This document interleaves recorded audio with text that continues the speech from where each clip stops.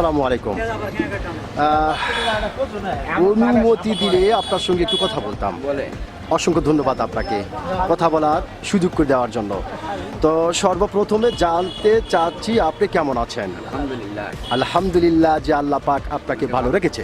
হ্যাঁ, তো আপনার নামটা জানতে পারি? মোহাম্মদ আব্দুল মজিদ আকন্দ। মোহাম্মদ আব্দুল মজিদ আকন্দ, সুন্দর একটি নাম আপনার, অত্যন্ত চমৎকার একটি নাম আপনার। এবং আপনার নাম শুনে এবং আপনাকে সামনাসামনি দেখে যেটা বোঝা যাচ্ছে, আপনি অত্যন্ত একজন সাহসী মানুষ, এটা কিন্তু আপনাকে দেখেই বোঝা যাচ্ছে। তো আপনি কি ভোটার হয়েছেন? জি। কোন দেশের? বাংলাদেশে। বাংলাদেশের। অসংখ্য ধন্যবাদ আপনাকে যে আপনি বাংলাদেশের ভোটার হয়েছেন। তো যেহেতু আপনি বাংলাদেশের একজন সচেতন নাগরিক এবং বাংলাদেশের একজন সাহসী মানুষ, সেই ক্ষেত্রে এই বিষয়টি আপনার কাছ থেকে জানতে চাচ্ছি যে এইবার বাংলাদেশের সরকার কে হতে পারে?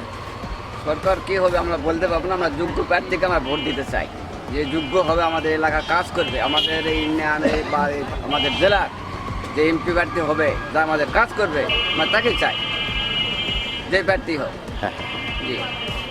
মানে আপনি যেটা বোঝাতে চাচ্ছেন যে সরকার কি হবে ওটা জানি না, তবে আপনি আমার এলাকা যে আমাদের যে জেলা যে এমপি প্রার্থী আছে, উনি যদি আমাদের এলাকা শান্তিভাবে কাজ করে, আমরা তাকেই চাই। তাকেই চান। জি।